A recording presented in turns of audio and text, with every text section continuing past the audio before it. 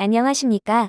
오늘은 최근 정치권을 뜨겁게 달구고 있는 통일교 금품 수수 의혹 사건에 대해 자세히 살펴보겠습니다. 김건희 특검팀이 수사하던 통일교 로비 의혹이 국민의힘을 넘어 더불어민주당으로까지 확산되면서 정치권에 큰 파장이 일고 있습니다. 특히 전재수 해양수산부 장관이 통일교로부터 4천만 원의 현금과 명품 시계 2개를 받았다는 의혹이 제기되면서 논란의 중심에 섰는데요. 이 사건의 전말을 하나씩 짚어보겠습니다. 이번 사건의 핵심 인물은 윤영호 전 통일교 세계본부장입니다. 그는 통일교의 2인자로 불리며 교단 내에서 막강한 영향력을 행사했던 인물인데요. 윤 전 본부장은 지난 8월 김건희 특검팀 조사에서 충격적인 진술을 했습니다.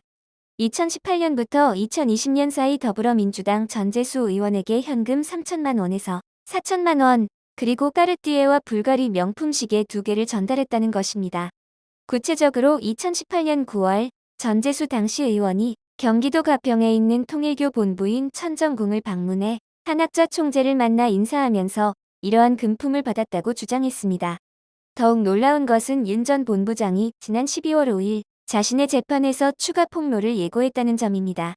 그는 2017년부터 2021년까지 국민의힘보다 민주당과 더 가까웠다며 현 정부 장관급 인사 4명에게 접근했고 그중 2명은 한학자 총재와 직접 만났다고 진술했습니다. 또한 통일교 측 인사와의 통화 녹취록에서는 이재명 당시 대선 후보의 최측근인 정진상 전 민주당 대표비서실 정무조정실장에게도 접촉을 시도했다는 정황이 드러났습니다. 전재수 해양수산부 장관은 이러한 의혹에 대해 즉각 강력히 반박했습니다. 현재 유엔 해양총회 유치를 위해 미국 뉴욕을 방문 중인 전 장관은 지난 12월 9일 자신의 페이스북을 통해 입장을 밝혔습니다. 저를 향해 제기된 금품 수수 의혹은 전부 허위이며 단 하나도 사실이 아닙니다. 의정활동은 물론 개인적 영역 어디에서도 통일교를 포함한 어떤 금품도 받은 사실이 없습니다. 그는 이어 근거 없는 진술을 사실처럼 꾸며 유포하는 행위는 명백한 허위 조작이며 제 명예와 공직의 신뢰를 정면으로 훼손하는 중대한 범죄적 행위라고 강조했습니다. 전 장관은 허위 보도와 악의적 왜곡에 대해서는 어떠한 예외도 없이 모든 법적 수단을 통해 끝까지 책임을 묻겠다며 강력 대응 의지를 밝혔습니다. 현지 언론과의 인터뷰에서도 전 장관은 저한테 금품이나 명품 시계는 말도 안 되는 얘기라며 지켜봐 주신다면 이 사건이 어떻게 됐고 어떤 반전을 거듭하게 될지 확인할 수 있을 것이라고 자신감을 보였습니다. 이번 사건에서 가장 큰 논란은 김건희 특검팀의 수사 태도입니다. 특검팀은 지난 8월 윤영호 전 본부장으로부터 민주당 인사들에 대한 금품 제공 진술을 확보했습니다. 그러나 무려 4개월 동안 이를 수사하지 않았습니다. 반면 같은 통일교 로비 의혹으로 국민의힘 권성동 의원에 대해서는 신속하게 구속 기소했습니다. 권 의원은 통일교로부터 1억 원의 불법 정치자금을 받은 혐의로 재판에 넘겨졌습니다.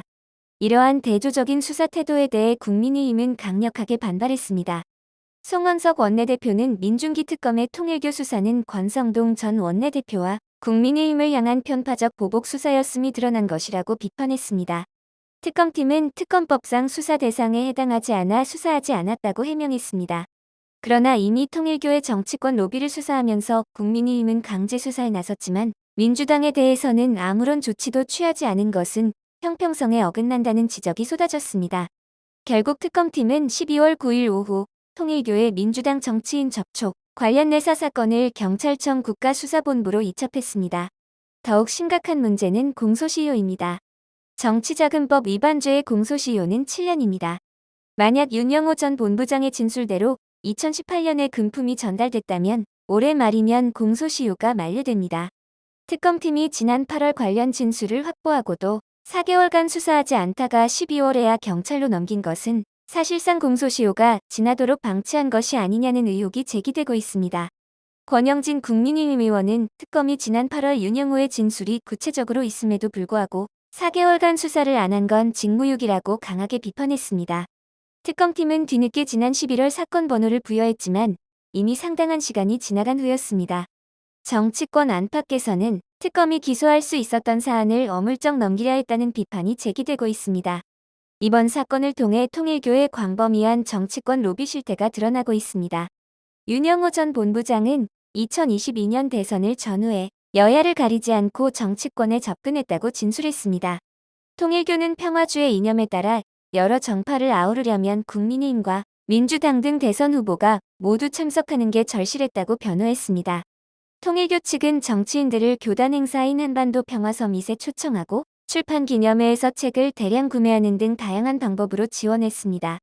또한 통일교 지역 조직 관계자는 재판에서 통일교 측 요청으로 민주당에도 당원 가입을 한 교인이 있다고 진술했습니다.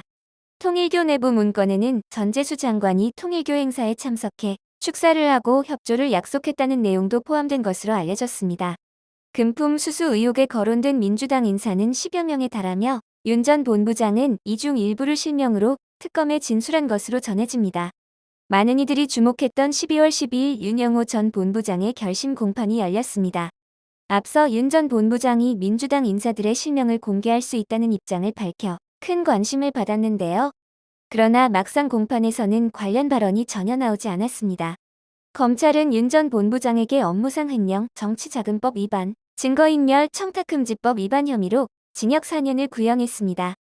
윤 전 본부장은 최후 진술에서 깊이 반성한다는 취지의 말만 했을 뿐 민주당 금품 수수 의혹에 대해서는 침묵했습니다. 한편 경찰청 국가수사본부는 특검으로부터 사건을 이첩받은 즉시 중대범죄수사관 내에 특별전담 수사팀을 편성했습니다. 박창환 총경이 팀장을 맡았으며 공소시효 문제 등을 고려해 신속하게 수사에 착수했습니다. 이재명 대통령도 여야 관계없이 지휘구와 관계없이 엄정하게 수사하라고 지시한 것으로 알려졌습니다. 지금까지 통일교 금품 수수 의혹 사건을 살펴봤습니다. 전재수 장관은 모든 의혹을 전면 부인하며 법적 대응을 예고했고 경찰은 특별수사팀을 구성해 수사에 나섰습니다. 과연 진실은 무엇인지 경찰 수사를 통해 밝혀질 것으로 보입니다. 특검의 편파 수사 논란과 공소시효 문제 등 여러 쟁점이 남아있는 만큼 앞으로의 수사 전개에 주목할 필요가 있습니다. 지금까지 통일교 금품 수수 의혹 사건에 대한 보도였습니다. 감사합니다.